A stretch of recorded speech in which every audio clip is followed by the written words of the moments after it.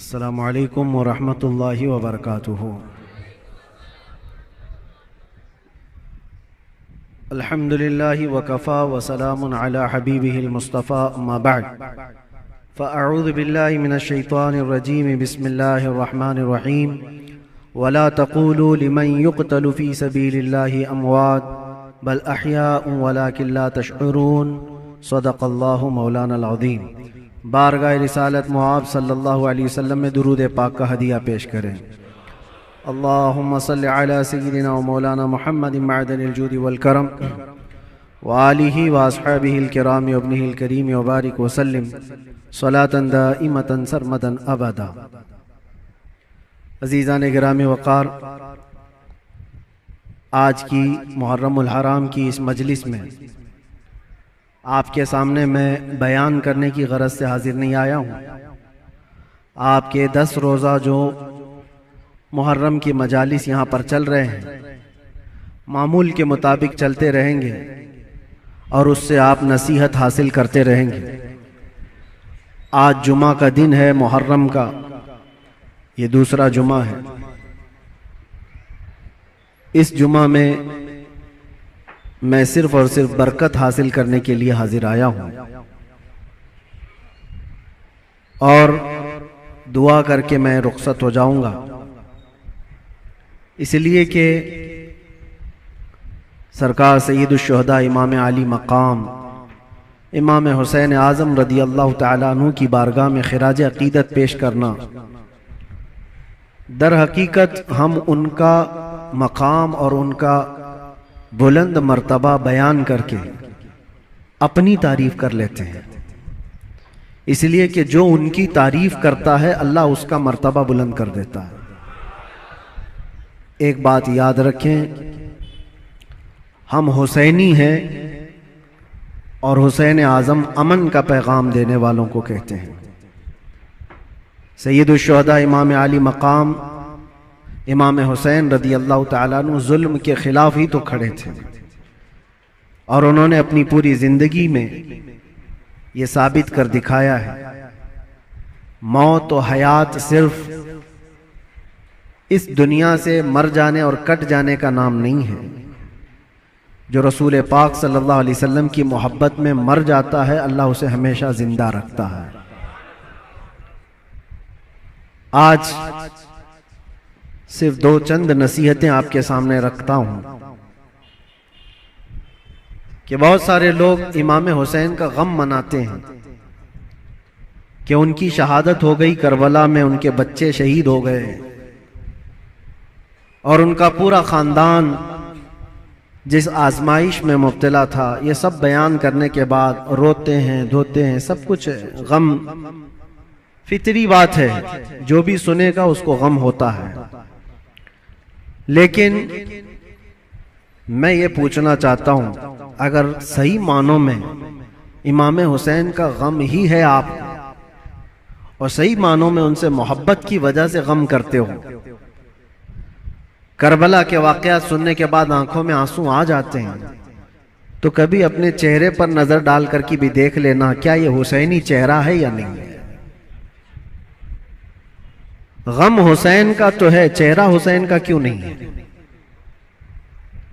बड़ी बात है मेरे अजीजों, तुम्हारे कहने में और करने में फर्क नहीं होना चाहिए। जिस चीज की मोहब्बत का दावा कर रहे हो, वह हुसैन आजम रसूलुल्लाह की शरीयत और रसूलुल्लाह की सुन्नत बचाने के लिए अपने बच्चों का खून भी कुर्बान कर दिया, और आज हमारे बच्चे, हमारे नौजवान दिन भर न जाने कौन से ऐश में मुब्तला रहते हैं, नशा की जिंदगी, ताश के पत्तों में, शराब की बोतलों में। क्या ये जवानी आपको इसलिए दी गई है?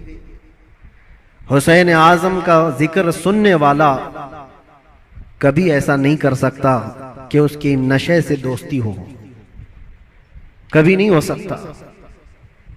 कभी याद करो कि 3 दिन के भूखे और प्यासे सब्र के उस पहाड़ को। एक बात मैं आपको बता दूं, हमारे बच्चे की उंगली में भी अगर चोट आ जाए ना, तो बेकरारी बढ़ जाती है। मैंने देखा है, मेरा 1 साल का बेटा दरवाजे में उंगली उसकी फंस गई थी, उंगली कट गई थी, तो लेकर दौड़े डॉक्टर के पास। डॉक्टर जब सुई से टाके लगा रहा था, बच्चा चीख मार रहा था, चिल्ला रहा था। और सच बताऊं, मजबूत दिल होने के बावजूद भी हमारे पैर कांप रहे थे। बार बार ये दिल कर रहा था कि बच्चे को थाम लूं। डॉक्टर और नर्स हमें आने से मना कर रहे थे, आप दूर खड़े रहिए, इलाज कर रहे हैं। उंगली के टाके देखा नहीं जाते हमसे अपने बच्चे के। वो इमाम हुसैन 6 महीने के बच्चे को लेकर जब यजीदियों के सामने आए, सिर्फ पानी के एक कतरे के लिए, और उन यजीदियों ने दूर से तीर चलाकर इमाम हुसैन के बच्चे को शहीद कर दिया। गले में तीर चला और खून का फव्वारा निकलकर इमाम हुसैन के चेहरे पर लगा। जानते हो मेरे अजीजों, अपने हाथों में उस बच्चे को लेकर क्या उन्होंने रोना धोना किया? नहीं, अल्लाह की बारगाह में पेश किया और अर्ज किया कि मौला मेरी ये छोटी कुर्बानी भी कबूल फरमा ले। क्या इतना जिगर है किसी के पास? एक तरफ भांजों के भतीजों की लाशों को देखना, अपने भाई की, सगे भाई की लाश देखना, बहुत सब्र किया, लेकिन कभी आप सोचते हैं ये सारा सब्र किसके लिए था? इसलिए था कि हुजूर की शरीयत हम तक पहुंच जाए, आने वाली नस्लें सीधे रास्ते पर चल सकें, इसलिए इतनी बड़ी कुर्बानी थी। और अगर आज हमारा नौजवान सीरत हुसैन पर नहीं चल सकता तो फिर वो गम हुसैन मनाने का अहल भी नहीं है, वो करबला सुनने का अहल भी नहीं है।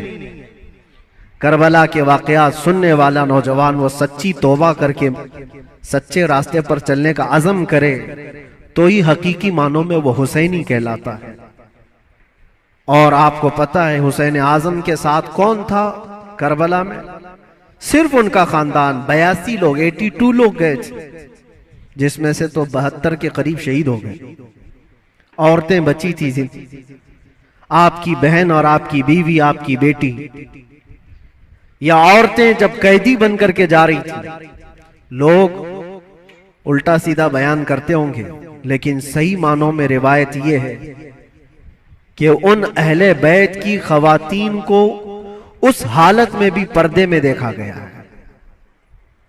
अहले बैत की कोई औरतें बेहिजाब नहीं थी, वो अपने पर्दे की पाबंदी कर रही थी, जैसे चाहे वैसे।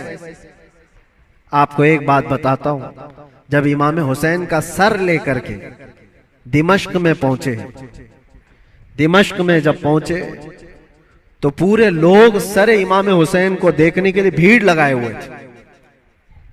तो उस वक्त हजरत बीबी सकीना जो 9 साल की थी, इमाम हुसैन की बेटी, वो भी चल रही थी। एक सहाबी वहां दिमश्क में रहते थे हुजूर के, उनकी उम्र ज्यादा थी, 80 साल के करीब के थे। उन्होंने पहचान लिया इमाम हुसैन की बेटी को देख करके। वो करीब आए, कहा बेटा अफसोस है कि रसूलुल्लाह के इस नवासे को शहीद कर दिया गया, हम कुछ नहीं कर सके। बताओ कोई हाजत है तो मैं तुम्हारी हाजत पूरी करूं। ऐसे वक्त में एक घर, जिसके घर से सब कुछ लुट गया हो, खाने पीने को भी ना हो और कैदी बनाकर ले जाया जा रहा हो, उस वक्त नन्ही सी बच्ची ने क्या कहा जानते हैं आप? कहा, ऐ मेरे नाना के सहाबी, ये जो मेरे बाप का सर नेज़े पर डालकर ले जा रहे, इसको थोड़ा आगे कर दीजिए, ये जुलूस में आगे कर दीजिए। कहा क्यों ऐसा कह रहे हो? कहा इसलिए कि उस सर को देखने के लिए भीड़ जमा हो रही है, और वो सर देखते देखते लोग हमारी इज्जतों को भी देख रहे हैं, हमारी तरफ भी देख रहे हैं, हमारी बेपर्दगी ना होने पाए। जो सर देखना चाहते वो सर देखें, हम तो कम से कम महफूज रहे। उस आलम में भी अपने पर्दे की हिफाजत करने वाली अहले बैत की वो छोटी सी बच्ची पर कुर्बान जाओ। आज हमारी भी औरतें हैं, औरतों को इस करबला के वाक़े से ये सीखना चाहिए कि जितने ऐश परस्ती में दुनिया तुम्हें आज बाहर दावत देकर बुला रही है, मेरी बहनों, ये हकीकी जिंदगी नहीं, इस्लामी जिंदगी ये है कि रसूलुल्लाह सल्लल्लाहु अलैहि वसल्लम के अहले बैत से जुड़े हुए हर खातून ने ऐसी जिंदगी गुजारी है कि किसी अजनबी ने जिंदगी भर उनके किसी चीज को देखा नहीं है। अल्लाह करे कि हमें वो जिंदगियां नसीब हो। बस मेरा ये पैगाम है कि हुसैन आज़म को सुनने के लिए सिर्फ रोना धोना जरूरी नहीं, बल्कि हुसैन आज़म को सुनने वाले को ये अज़्म और हौसला रखना चाहिए कि मैं अपनी ख्वाहिशात को मार करके अल्लाह की रजा के लिए जीऊंगा, अल्लाह की रजा के लिए जीऊंगा। जो बुरी आदतें जिंदगी में आती हैं उसको तर्क करना ये भी एक बहुत बड़ा अज़्म है, एक बहुत बड़ा हौसला है। नौजवानों से मैं गुजारिश करूंगा, आज पूरी दुनिया तुम्हारी तरफ देख रही है। आज जानते हैं हमारी कौम को क्या क्या इल्जामात हैं कि नशा तुम्हारे यहाँ बिकता है, नशा तुम करते हो, झूठ तुम बोलते हो, चोरियां तुम्हारे मोहल्ले में हो रही हैं, बहुत सारी आवारगियां। ये सब बातें क्यों आई तुम्हारे अंदर? रसूलुल्लाह सल्लल्लाहु तआला अलैहि वसल्लम के खानदान से मोहब्बत करने वाले, अहले बैत से मोहब्बत करने वाले अपने मुआशरे में ऐसे तो नहीं रह सकते। जिस रसूल ने कहा सफाई आधा ईमान है, आज हमारे मोहल्लों में सफाई नहीं। बात सिर्फ यही है कि सिर्फ जुबान से हुसैन हुसैन कह लेने का नाम हुसैनी नहीं होता, हुसैनी नहीं होता। अपने अमल से यह साबित करके दिखाओ कि हम हुसैनी किरदार रखते हैं, यजीद से आज भी नफरत रखते हैं। और आखिरी बात, हुकूमतें सबकी जाएंगी। आज जो तख्त पर बैठे हों कल उतर जाएंगे। यजीद 3 साल तक हुकूमत किया, अपने 3 साला दौर में उसने बहुत जुल्म किया, लेकिन तख्ता खत्म हो गया, यजीद मर गया। मुझे बताओ आज पूरी कायनात में झंडा यजीद का लहराता है या हुसैन का लहराता है? वजह यही है, हक के लिए जो खड़ा हुआ रब ताला उसे कयामत तक जिंदा रखता है। इसीलिए हमेशा इस बात को याद रखो मेरे अजीजों, जुल्म करने वाले जुल्म करते रहेंगे, मसाइब आते रहेंगे, मुसीबतें आती रहेंगी, मशक्कतें आती रहेंगी। अंधेरा होगा तो अल्लाह ताला की तरफ से उजाला भी जरूर आएगा, उजाला जरूर आएगा। अल्लाह तबारक व तआला हक के साथ हमेशा कायम रहने की तौफीक अता फरमाए।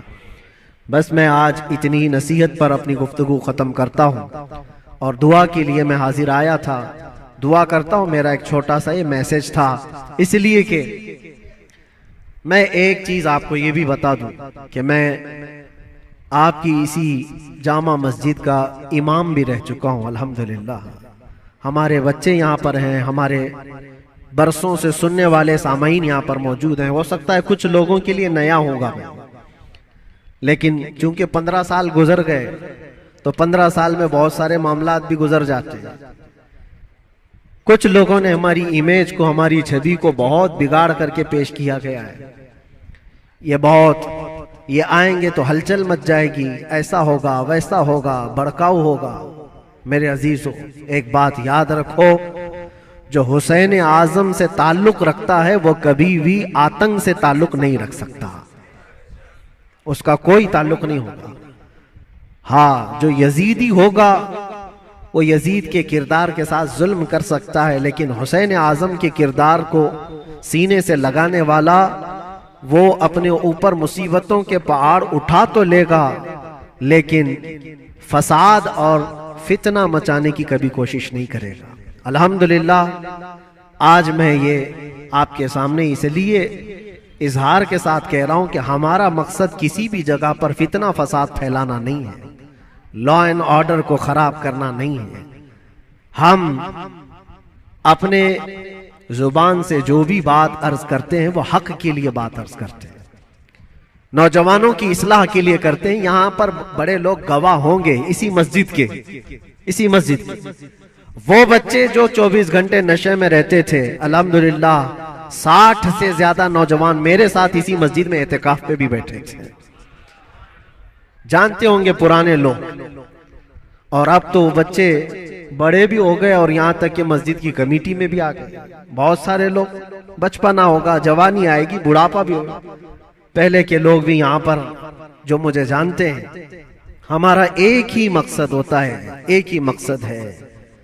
वो मकसद क्या है कि मोहम्मद से वफा तूने तो हम तेरे हैं, ये जहां चीज है क्या, लौह कलम तेरे हैं। बिगड़े हुए रास्ते तुम्हें वहां से निकाल कर लाना, उस रास्ते पर तुम्हें कायम रखना जो रास्ता तुम्हें सीधे इस मस्जिद से लेकर मदीने तक पहुंचा देता हो, ताजदारे मदीना सल्लल्लाहु अलैहि वसल्लम के कदमों तक पहुंचाता हो, उस रास्ते पर तुम्हें लाकर खड़ा करना, बस ये हमारा मकसद है। बाकी किसी को जोश दिलाना, किसी को उकसाना, किसी को फितना और फसाद में लाना कभी हमने पहले ना किया था और ना ही करना है। हाँ, अगर किसी को ऐसा लगता हो तो ये उनकी खाम ख्याली है। बस हम तो ये कहेंगे, या रसूल अल्लाह, तेरे गुलामों का नक्शे कदम है राह खुदा, वो क्या बहक सके जो ये सुराग लेके चले, वो क्या बहक सके जो ये सुराग लेके चले।